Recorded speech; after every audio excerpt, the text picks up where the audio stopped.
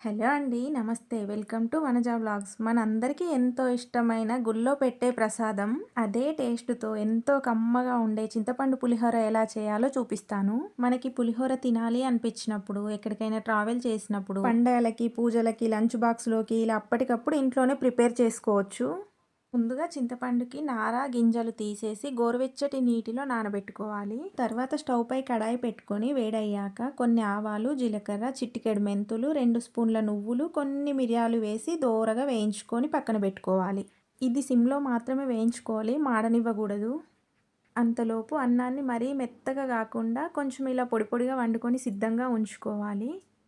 అన్నం అయ్యేలోపు ఇలా పోపు కోసం సిద్ధం చేసుకోవాలి. తర్వాత ముందు వేయించి పెట్టుకున్న మసాలా దినుసులన్నీ వేసి మిక్సీ పట్టి పెట్టుకోవాలి. ఫైన్ పౌడర్లా ఇలా పట్టి పెట్టుకోవాలి. ఆ పౌడర్ అంతా వేరే గిన్నెలోకి షిఫ్ట్ చేసుకొని మళ్ళీ అదే గిన్నెలో ముందు నానబెట్టి పెట్టుకున్న చింతపండును కూడా వేసి ఇలా స్మూత్ పేస్ట్లా పట్టుకోవాలి. ఇలా వాటర్తో సహా వేసి పట్టుకుంటే సరిపోతుంది.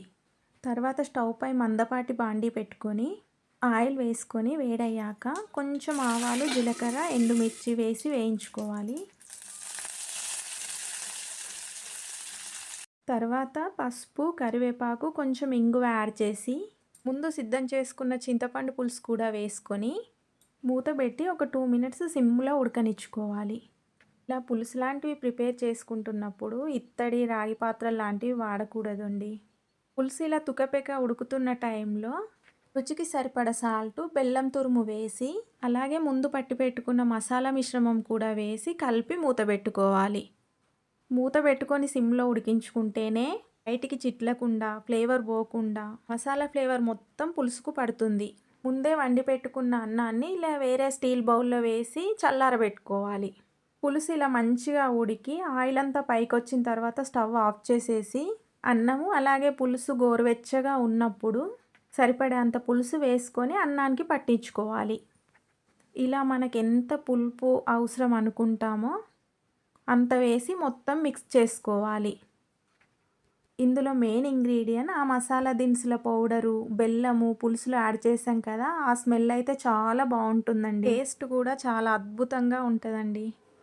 ఇప్పుడు పులిహోర పోపు కోసము స్టవ్ పై కడాయి పెట్టుకొని ఆయిల్ వేసుకొని వేడయ్యాక ఆయిల్ కొంచెం ఎక్కువ వేసుకుంటేనే బాగుంటుంది. ఆవాలు, జీలకర్ర, పచ్చిమిర్చి, పల్లీలు, పచ్చెనపప్పు, మినపప్పు, ఎండుమిర్చి వేసి వేగాక ఉప్పు, పసుపు యాడ్ చేసుకొని ఇలా 1 నిమిషం పాటు వేగనివ్వాలి.